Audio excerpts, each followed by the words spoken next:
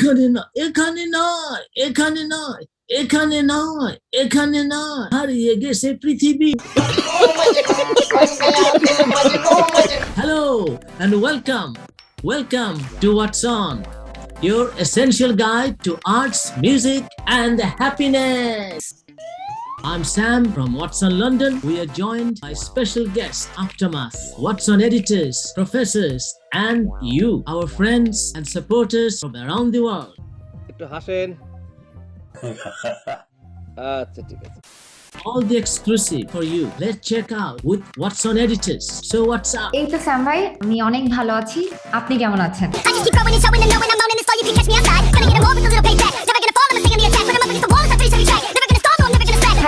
Thank you so very much Sam ভাই।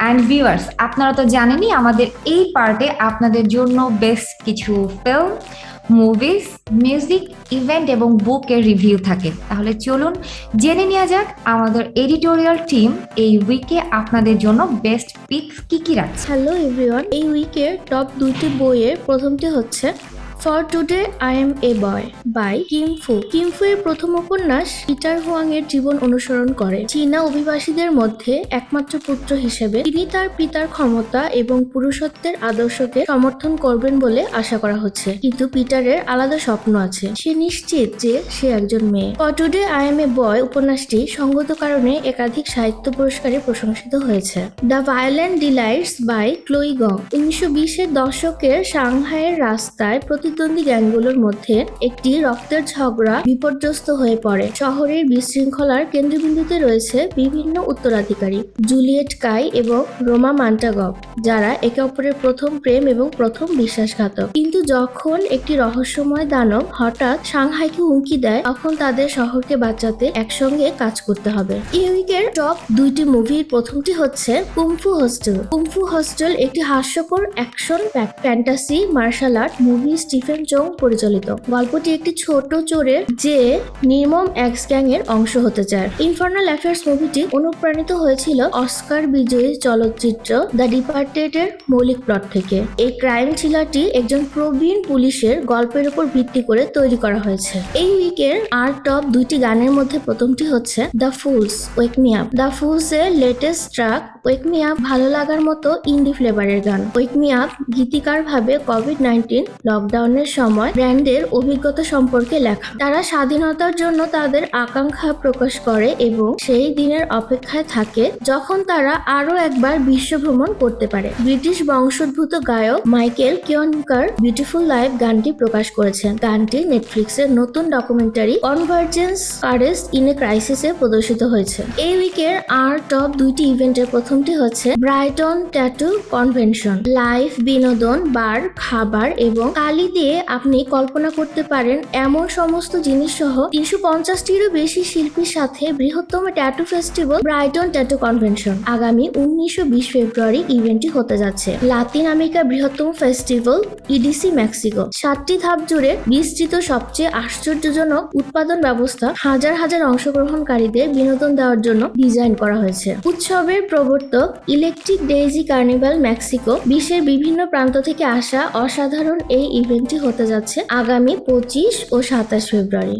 And viewers, আপনারা যদি এর থেকে বেশি ডিটেলসে আরো অনেক কিছু জানতে চান, তাহলে please visit our watson.guide and subscribe our watson.guide for the newsletter. Thanks to WhatsOn team for the WhatsOn best rated entertainments. What a job hanging out with bands, musicians and writers.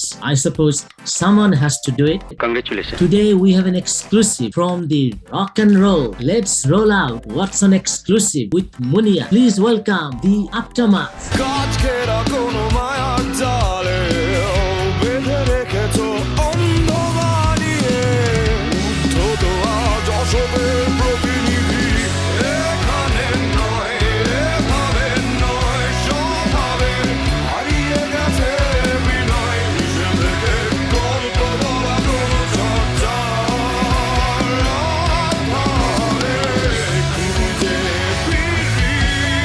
What's up? What's up না ফাসি? What's on? No. What's on? আমি মুনিয়া বলছি এবং আমাদের সাথে আছে আফটারমেথ বাংলাদেশ। ভাইয়ারা কেমন আছেন? ভালো আছি। জোস। And Thank you for thanks that. Always great. thank you to WhatsOn for inviting us for this interview. মানে সোশ্যাল মিডিয়ার থ্রুতে ব্যান্ড গুলো তাও একটু রেকগনিশন পাচ্ছে বা মানুষের সাড়া পাচ্ছে, কিন্তু আপনাদের শুরুটা অনেক আগের। তখনকার স্ট্রাগল বা তখনকার মানে নিজেদের একটা নাম করে নেওয়াটা, ওই জার্নিটা কেমন? পাবলিসিটি বা এগুলা নিয়ে স্ট্রাগল করতে হয়েছে বা কিছু, এটা বললে ভুল হবে। ছিল, সবসময় ছিল, এবং আজকে ইউটিউব এবং ফেসবুকের যুগে এগুলা তো কিছুই না। বাট ওই তো আর কি, ইনিশিয়ালি মানুষকে চেনানোটা একটু ডিফিকাল্ট হয়। তো এটার জন্য আসলে গান রিলিজ করার বাইরে থেকে বেটার কোনো সলিউশন নাই।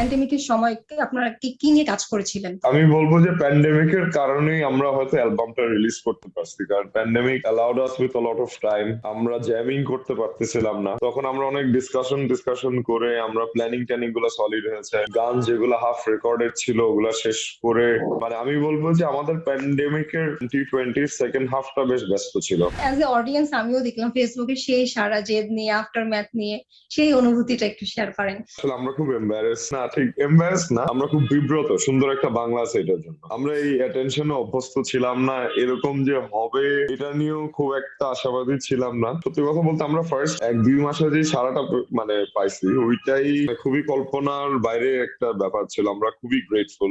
মেইন স্ট্রিম যারা খুব গান পাগল মানুষ, ওদের কাছে একটা গ্রহণযোগ্যতা পাইছে।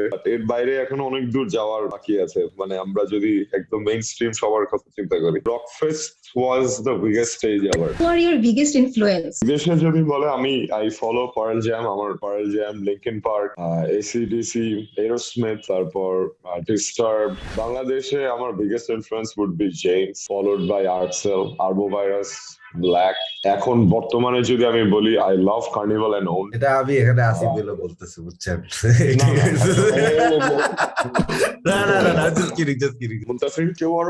টার্নিং ব্যাক ছিল লিঙ্কিন পার্ক দিয়ে। আমি বলবো লিঙ্কিন পার্ক দিয়ে মানে রক মেটাল বা ওই হেভি মিউজিকের দিকে আমি মানে ইনফ্লুয়েন্স হয়েছে আমি বলবো। তারপরে অবভিয়াসলি গ্রাঞ্জ মুভমেন্ট যেটা ছিল, মানে স্পেশালি অ্যালিস ইন চেইনস। অনেকের যেমন নির্বাণা, তারপরে পার্ল জ্যাম, যেমন অনেকে থেকে, মানে আমার জন্য অ্যালিস ইন চেইনস ওয়াজ খুবই ফেভারিট একটা ব্যান্ড। বেস যেহেতু বাজাই, বাইরে গেরিলিকে খুব ফলো করি, রাশ ব্যান্ডের সুমন ভাই বা অর্থহীনের বেস প্লেইং ওয়াজ হিউজ। মানে কি বলবো আমার জন্য। আমি এখন মেইনলি সেশন ড্রামার গুলোকে অনেক বেশি ফলো করি, ওদেরকে দিয়ে অনেক বেশি influence. Absolute epitome of rock and roll is Led Zeppelin. It's more than music. Jimmy Page R Bonham, man, Bonham এর drumming. Foo Fighters একটা ব্যান্ড আছে, Foo Fighters এর আমি ভয়ঙ্কর ফ্যান আর কি। It saved me from so much. Radiohead এর গিটারিস্টকে আমি অনেক ফলো করি, এন্ড আমি অনেক বড় থ্র্যাশ যে ইয়াটা ছিল, the Big Four, Pantera, Megadeth, metal, I'm a huge fan. So একটা শোতে there was Black, there was Nemesis, everyone, right? And Black হলো গিয়ে জন ভাইয়ের এরা, নেমেসিস এর মাহের ভাইয়ের এরা আর কি। সো এভরিওয়ান ওয়াজ হিউজ, আর এই গড লেভেলের সবাই অবস্থা, রাইট? এর মধ্যে ক্রিপ্টিক ফেট, আর ক্রিপ্টিক ফেটের ফ্যান অলওয়েজ। বাট ওই দিন কি জানি হয়েছে আমার, ক্রিপ্টিক ফেট দেখা জাস্ট আমি মনে হয় দুনিয়া ছিলাম না। আমি শোর থেকে বের হয়ে সাকিব ভাইয়ের পায়ে গিয়ে বলছি, সাকিব ভাই ইউর গড। সাকিবের রিয়াকশন কি ছিল জানেন? হ্যাঁ ঠিক আছে, ওকে ওকে ওকে। আমার যে কি কুল লাগছে ব্যাপারটা, যে একটা মিউজিশিয়ানের পা ধরছি and he didn't give a shit। আমার যে কি ভালো লাগছে ব্যাপারটা, কিন্তু অ্যামেজিং। ফেটের ব্যাপার যেটা ভালো লাগে কি, they have been here for so long and they still sound so tight। আর কি ওদের বাজে শো দেখি নেই। আর আরেকটা band I have to mention, ঠিক আছে, ইজ কার্নিভাল। অনেকগুলো ব্যান্ডই না didn't survive at all। একদমই না। There is a few bands যারা এখনো আছে, এখন আমাদের রেসপেক্টটা না ওইখান থেকেই আসে। আমার ফেভারিট ব্যান্ড হচ্ছে, যদি ইন্টারন্যাশনাল বলি তাহলে ইনকিউবাস। আমার টুল খুব ভালো লাগে, আমার পারফেক্ট সার্কেল খুব ভালো লাগে, অল্টার ব্রিজ খুব ভালো লাগে, really like them. And there are two bands I'm scared of. One is Owned. আমার এখনো মনে আছে আমরা একটা উত্তরে একটা শোতে, সো ভেন্যুটার সিলিংটা একটু লো, আমি আর নাভিদ একদম মানে সামনে এত প্যাক, we move একদম পিছনে মুভ করে আমরা দুজন চেয়ারের উপর দাঁড়ায় দেখতেছি আর বলতেছি আর we listening to the record itself. একদম এক্সাক্ট সেম বাজেছে একটা মানে রাবিশ একটা ভেনিউ যেখানে কোনো সাউন্ডের কিচ্ছু ঠিক নাই। তখন মনে হয় যে মানে আমি বলি যে what are we doing and I think we should just leave। আরেকটা হচ্ছে ট্রিপটিক ফে মানে they are just demigods। Aftermath কে মানে কারোর সাথে কোলাবরেট করতে হয়, আফটারম্যাথ বাংলাদেশের মধ্যে কোন ব্যান্ডটাকে বেছে নিবে? আমরা এমন একটা ব্যান্ডের সাথে করব যারা মানে আমরা যাদের সামনে আমাদের এম্বারাসমেন্ট নিতে পারবো, আমাদের নিজেদের embarrass something like that. It's none other than owned. Hell yeah। আর কোনোদিন যদি কার্নিভাল চায় যদি আমাদেরকে নিতে তাহলে তো বেস্ট হবে। As a musician you all are so into music না, তো এক মানে এই যে মিউজিক আবার আপনাদের ক্যারিয়ার মিউজিক আবার প্রফেশনাল, আপনাদের প্রফেশনাল লাইফটা আলাদা, তো ফ্যামিলি কমপ্লেইনটা কেমন থাকে? আমার কমপ্লেইন জিরো। আপনারা কি চ্যারিটির সাথে ইনভলভ আছেন কোনো? চ্যারিটি নিয়ে কথা না বলাই ভালো, চ্যারিটি তো তাহলে হবে না। হোয়াটস বাগিং মি রাইট নাও, আমরা দেখি যে আমাদের এবং আই এম শিওর ওন ফাসিরাও এটা অনেক পাইছে যে এক ধরনের কমেন্ট আমরা অনেক পাই যে গানগুলার ওভার রেটেড হওয়ার দরকার নেই, গানগুলো আন্ডার রেটেড, ওভার রেটেড হয়। কিছু গানের উল্লেখ করে যে খুব কমার্শিয়াল গান যেগুলো অনেক পপুলার হয়েছে ওগুলোর নাম দিয়ে বলে এগুলো ওভার রেটেড। আমরা ওভার রেটেড না, থাক এসব গান ওভার রেটেড হওয়ার দরকার নেই, আন্ডার রেটেড। প্রথম কথা হচ্ছে আমরা তো 90s কিড, হ্যাঁ, আমরা যেহেতু একটা প্রি ইউটিউব জেনারেশন, আমাদের কাছে ওভার রেট আন্ডার রেট বলতে কিছু নাই। এইটা একটা জিনিস আমার কাছে খুব মানে। দ্বিতীয়ত হচ্ছে এই যে ব্যান্ড গুলা, এই যে মানুষ বলে যে কিছু পার্টিকুলার টাইপের গান পপুলার হয়ে যাচ্ছে, এটা কিন্তু শুধু মানুষ রাগারাগি করে। এটা পপুলার হওয়ার কারণ ওরা যে প্ল্যাটফর্ম গুলাতে উপস্থিত, ওই প্ল্যাটফর্ম গুলা বাংলাদেশের লিডিং প্ল্যাটফর্ম। তো বাংলাদেশের মানুষ যখন ভালো গান খুঁজে বা ভালো গানের রেফারেন্স খুঁজে, ওরা সে ওই এক দুইটা প্ল্যাটফর্ম থেকেই খুঁজে নিচ্ছে এবং ওই প্ল্যাটফর্ম গুলাতে যে গানগুলো ভালো বা যে গানগুলো ওই প্ল্যাটফর্ম পুশ করছে, ওই গানগুলাই কিন্তু পপুলার হয়ে যাচ্ছে। So what's bothering me is that এক সময় আমাদের প্রজন্ম, ছাড়পত্র, অনুশীলন, দূরে ভাই যেসব সিরিজ গুলা বের করতো, ব্যান্ডের গান ভালো কোথায় শুনবো এটার একটা রেফারেন্স পয়েন্ট ছিল। এই জায়গায় আমি এই অ্যালবামটা শুনলে ভালো ব্যান্ড গুলা বা বেস্ট ব্যান্ড গুলার গান শুনবো বা এই বছর রিলিজ করা বেস্ট গানগুলো শুনবো। আমাদের দেশে এই মুহূর্তে প্ল্যাটফর্মটা মিসিং। স্পটিফাই অনেক কিছু আসছে, but I hope and pray Suman ভাই চেষ্টা করছে অনুশীলন আবার আনতে, ছাড়পত্র আবার নিয়ে আসতে। আমাদের দেশের মানুষ আবার জানবে যে কোথায় গেলে ভালো মিউজিক পাওয়া যাবে বা কোথায় গেলে ভালো মিউজিকটা হবে। শুধু মানুষের মিউজিক টেস্টে দোষ দিয়ে লাভ নাই। So I hope it comes back, I hope, because অনেক ভালো ব্যান্ড এসে পড়ছে এবং এই সব ভালো ব্যান্ড গুলার গান শোনার জন্য একটা জায়গা থাকতে হবে। ফাহিম ভাইয়ের কাছ থেকে শুনি যে what currently bugging him actually. Time 4-5 ঘন্টা বেশি থাকলে ভালো হতো, একটা দিনে অনেক কিছু করতে পারতাম। 24 ঘন্টা খুব কম। So too many things এটা আমার on জন্য the plate, মানে way too many things and way less time. ওকে ভাইয়া, থ্যাংক ইউ ভেরি মাচ। মানে আমরা একদম শেষ পর্যায়ে চলে আসছি, তো যাওয়ার আগে একটা রিকোয়েস্ট করবো যদি 2 লাইন গিয়ে শোনাতেন। ঠিক আমার সূর্যাপেক্ষা শোনায় দেওয়া উচিত। সূর্যাপেক্ষা, হ্যাঁ, কারণ সূর্যাপেক্ষা আমি একটু কথা বলতে চাই। সূর্যাপেক্ষা আমাদের ফার্স্ট গান ছিল। হ্যাঁ, মুনতাসির বেসিক্যালি তখন স্কুলে পড়ে, আমরা যখন সূর্যাপেক্ষা বের করছি। সূর্যাপেক্ষা আমরা যে বানাইছি আমাদের ফার্স্ট গান ছিল।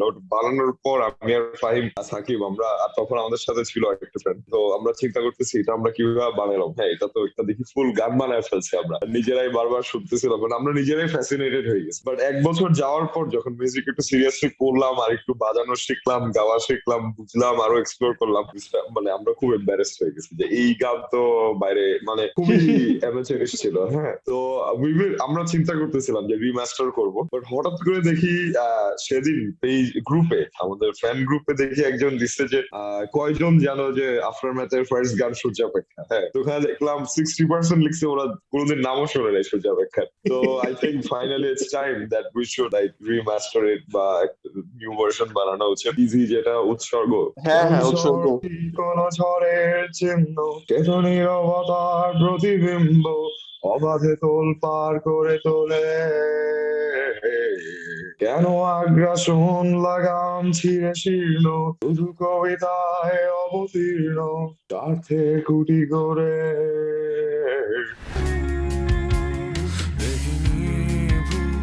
চোখে তাকিয়ে মায়ার বাঁধন ছিঁড়ে ফিরে যায় স্বপ্ন নিরে, মুগ্ধতায় মোহনীয় আলোর মাধুর্য, আধুনিক রঙের দিগন্ত, জীবনের মাঝ লগ্নে থ্যাংক ইউ ভাইয়া, থ্যাংক ইউ ভেরি মাচ। ওকে ভাইয়া, আপনাদের অনেক সময় আমার নষ্ট করলাম আমার সাথে কথা না, বলে। না, থ্যাংক ইউ, ভালো থাকবেন Thank you. আপনারা। Thanks. Take care. Thank you. Thank And you. thanks to WhatsOn. That was great. Good old rock and roll. Fantastic. Remember, WhatsOn brings you all the exclusive you need to know. Greetings, comrades and friends.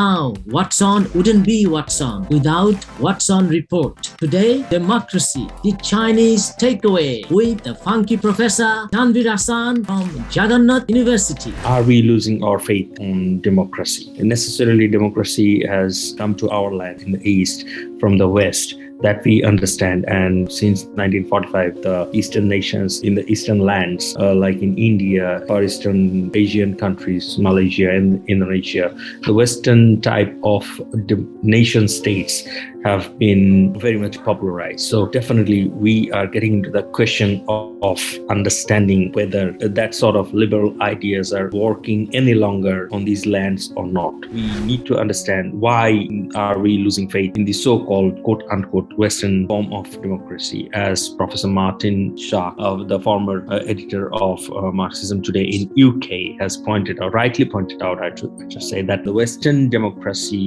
is in fact failing because it falls behind in two major areas. One is that historically it lacks the basis for its demand being an universal idea, and that ultimately brings us to the second issue, is that the Western democracy necessarily doesn't possess any kind of respect other than the Western culture. Fail to understand that the world is not really homogeneous. It is a diverse world. People outside the Western periphery, they are quite different and they adhere to different types of understanding of human values. The problem is that in this time, we no longer can be separated from each other. So if we make this division between Western and Eastern, whether it is really going to work out, because in so many ways, these ideas have already, the democratic idea has already infiltrated into the Eastern mind. And also our own heritage, our own practice, our own belief, the belief of the soil is also. So how can we make this work? My understanding, the first thing is definitely freedom, and freedom is the very idea, the core idea in the democratic practice. So freedom, the freedom of opinion, I should be able to speak my mind, and along with freedom comes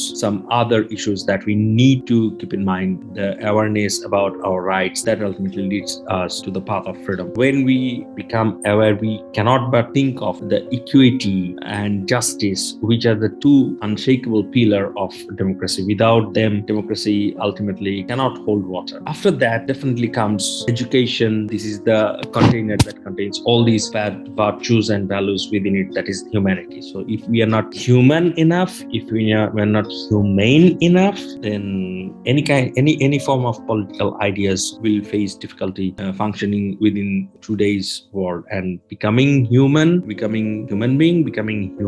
what I mean by that is that we need to extend beyond the human periphery to become human. Necessarily doesn't mean to love only human being, but also to extend our sympathy, our love towards other beings that is beyond this human periphery, the non-human beings as well, our nature, even the artificial existence that is coming into into our time. So we need to understand that everything is connected to us. We are connected to everything, and there is an interdependability among all these entities, and nobody can really live alone. That's the beauty of democracy, that it's not a lone system that we need to understand. With that, I hope that in the coming days, we will have better understanding of the values of freedom, better understanding of the values of equity, justice, education, and definitely humanity. Good night to you all with this hope in my breast. Thank you. Thank you so very much for your valuable insights. আমার মনে হয় যারা WhatsOn শোটি দেখছে তারা যদি আপনার insight গুলো শুনে তারা অনেক বেশি উপকৃত হবে, মোটিভেটেড হবে। আপনারা তো জানেনই আপনাদের কমেন্টস গুলো আমরা খুব যত্ন সহকারে পড়ে থাকি এবং সেগুলো রিপ্লাই দিয়ে থাকি। So please like our video, comments hour video and subscribe our YouTube channel and share our video as much as you can. I'm Sam. Thanks so much for joining in. Thanks to WhatsOn team. Until next time, this is WhatsOn. Peace. Love. Democracy.